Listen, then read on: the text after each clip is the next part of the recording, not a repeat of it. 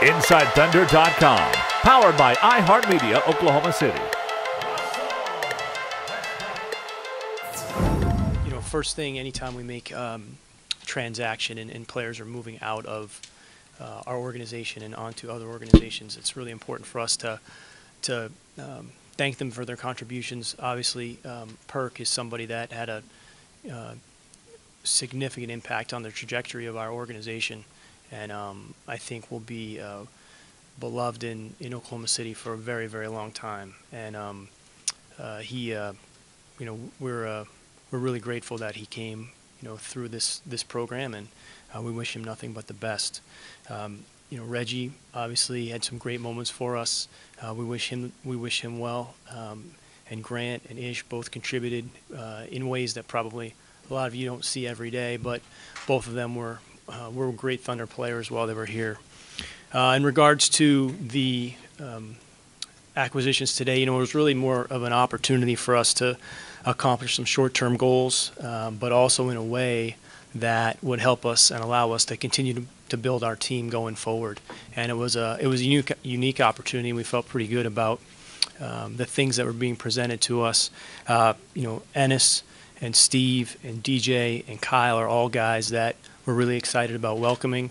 Enes gives us a player and an option that we haven't had really before, with a skilled player that can play with his back to the basket and create some lineup opportunities that we think will be very beneficial for us going forward. We think his best basketball is in front of him at 22 years old, and to have 4 years of experience in the league, that's a rare thing, and he's improved each season. You know, Steve is well regarded as, you know, one of the top shooters in the game.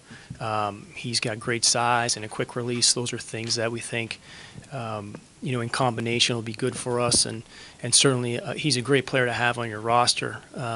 And it'll be interesting to see how he factors into things going forward.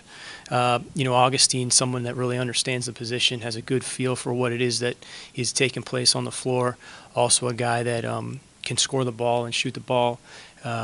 Really understands what the role is and is excited about that. And Singler is a guy that is, you know, I think best categorized as a winning player. He plays hard on every possession. He's got good size.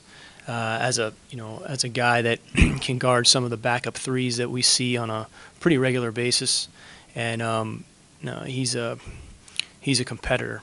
And I think, you know, all those guys in combination, we're really excited about adding them to the program.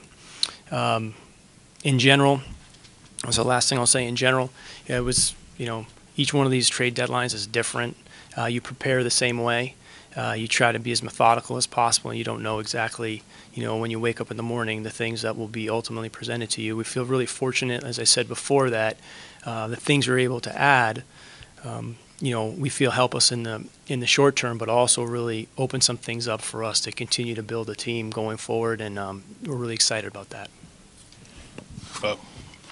Sam, at what point, I guess, did you know that or realize that you wouldn't be able to sign Reggie to a long-term extension?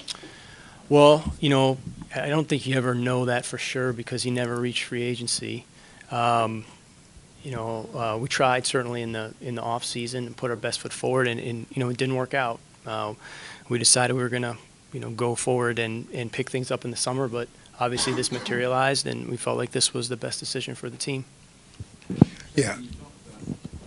I can hear you, Dean. Can you talk about Kantar's situation, because I know he's a player with starting ability. Mm-hmm. Wasn't starting, and kind of put that threat out there. And then with Steven, I'm sure you think you have a starter. Mm-hmm. Sure. Well, I think, you know, in our situation, we really like the versatility that all of the frontline players have. They're all a little bit different, but we also feel like they can play together because Enes is not only a guy that can play 5, but he can also play some 4 for you. And that is one of the things that we really like about the acquisition. It kind of rounds out the front line in a lot of ways. You know, Steven and Enes, we feel like, you know, their best basketball's in front of them, but they're pretty good right now. You know, given the experience levels and the opportunities they have, and Collison, Ibaka, and obviously McGarry, we like the combination of those skill sets and how they mesh well together. Yeah, there was a lot of talk about Brook Lopez throughout the day, and then it ended up with Kantar. How does Kantar work better for you, and was Lopez a serious consideration? How serious was that? Sure. I can't really comment on, the things that are rumored or things that are speculated. We'd be here all night. But I can speak specifically to Kantar. Again, he's a guy that presents matchup problems. I think if teams try to go small against us, we now have somebody that we feel like we can throw the ball to and get buckets at the same time. He's a physical player. He's got things to work on just like every single player we have on the team. And, again, we feel like his best basketball is in front of him. And we're excited to add him to the group that we have in place already. Yeah, Sam, do you feel like you lose a lot with Perk's presence and interior defense? Is Adams ready to step into that role? He sort of becomes your defensive center now. Sure. Well, I think, everybody knows how we feel about Kendrick and what it is that he does. And, all of that is absolutely, warranted. At the same time, for us to improve different aspects of the team, you're going to have some trade-offs in different areas.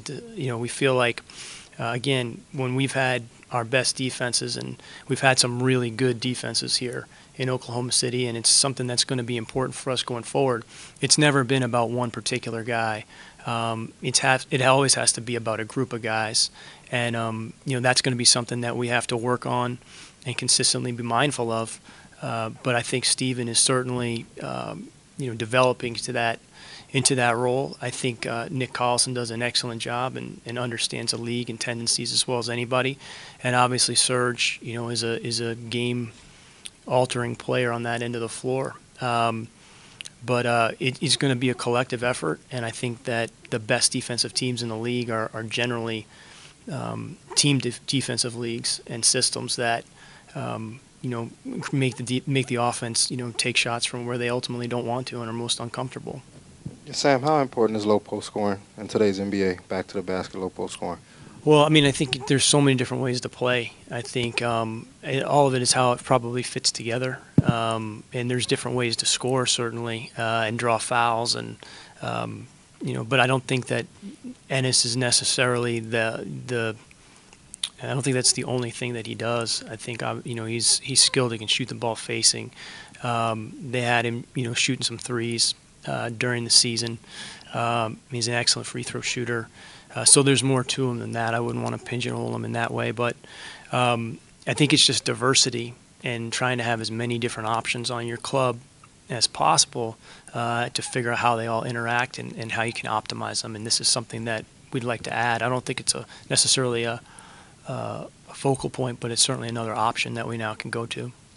DJ's assists per 36 are near the top of the league this year. Does he fit that second unit as more of a pass-first guard, more than you've had, maybe? I think, one thing we got to be careful about is just, pigeonholing everybody into statistics, because a lot of times the statistics are generated and created by styles of play and also players that you're playing with.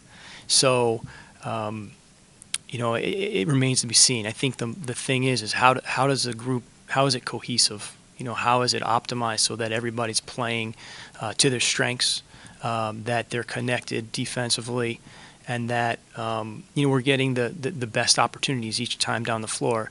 One of the things about Augustin that I think is good is I think he's got a really good feel and understanding of the position, and he can stretch the floor for you as well. But I think it's the cohesion of the group and not necessarily isolated statistics. Sam, chemistry, character, locker room presence has always been big for you. Of course, Derek is out, Perk gone, Tabo gone. Do you ask either of the big two or someone else to step up more than normal? Well, we've always asked a lot of those guys, and I think they've continued to grow in that fashion. It's also been just a maturation process for the entire team, and that's one of the things that we feel really good about with our group. I've said this before, and I really believe it. I think continuity is a really difficult thing to achieve in today's NBA, and that's by design, by the CBA and what the intentions are behind it. And one of the things we've tried to do with this transaction today is try to maintain that for us, as strange as that sounds.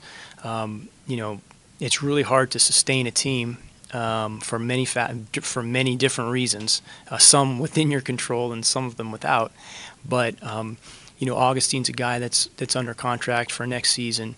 Singler's a restricted free agent, and Kantar's a restricted free agent, and Steve is with us as well. So we really like the fact that this builds some continuity into the group.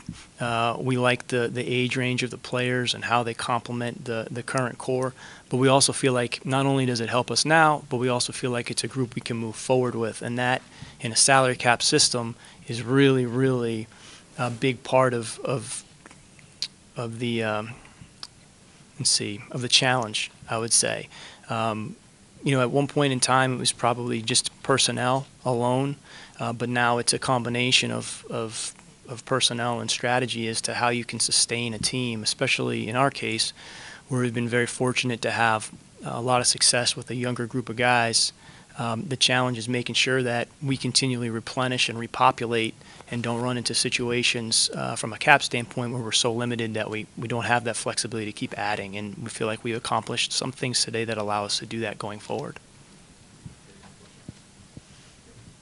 Sam, when do you expect these guys to join you? Will they be here tomorrow, or we're gonna will they meet you in Charlotte? Or? Yeah, we're gonna aim to do physicals tomorrow if we can.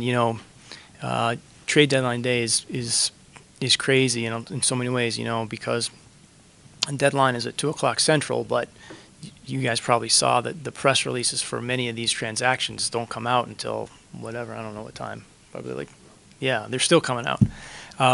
And we're not allowed to really do anything with the players until all those things become official.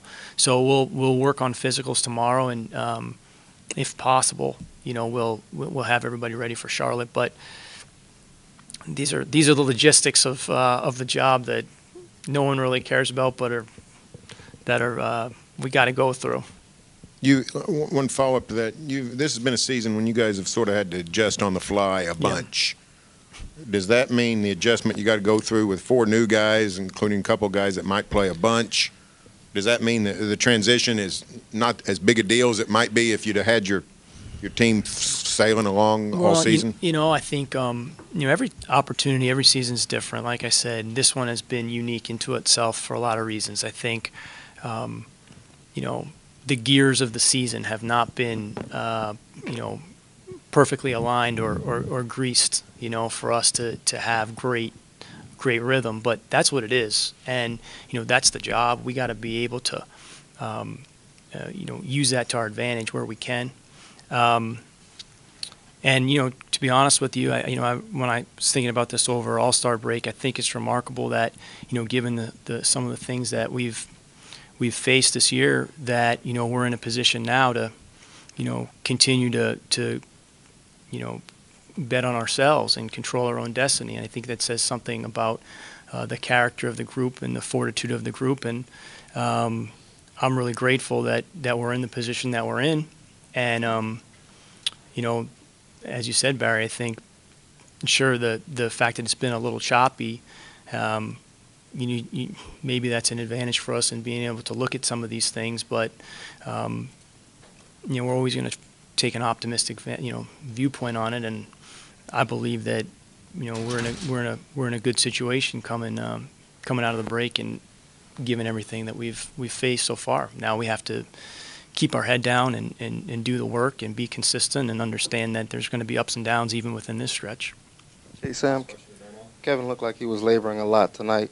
He had the week off for the All-Star break. He said he was feeling better, but doesn't look like it's much better. Can you give us an update on how the status of his foot? Sure. And if this thing doesn't get better, do you guys have to maybe take a different approach? Well, I think, first and foremost, I haven't really got debriefed on it yet, so I'll have to get a better handle on it for tomorrow. So I don't want to talk too specifically, but there's soreness. Obviously, we dealt with this at the against Memphis, and we have to continue to watch it. We're being extremely cognizant of everything. with him and with all our players. And, we have to continue to see, the best way to manage that going forward. But, he's not at risk, but he is sore. And, we were hopeful that the break would put him in a better position, but we have to take a look at that. We'll probably know a little bit more tomorrow, and we'll keep looking at ways to best manage the situation. And his health is more important than anything. Thank you, Sam. With the win and today, a memorable day for you? The win and today? Honest with you, Dean, like every one of these days in these jobs is like memorable in its own way. Each one of them, when you go to bed the night before, you don't know if anything's going to happen. Every team in the league has a lot of different ideas and options, but it's really about how those things come together and what's best for you, and what's best for the other teams, and if they line up. But I'm just tremendously grateful to be a part of the organization, to have great ownership that supports us in the decisions that we make, that has a great value system in place, and it makes my job easier in that respect. I get a great staff of people that I work with that are really brilliant, and I probably could point out, a lot of the pieces to these trades and ideas are coming from other people, and I'm trying to execute a lot of them. But we're really fortunate. We got a great group of people in basketball operations, and it really takes a unit of people working together, and I'm really fortunate to work with them.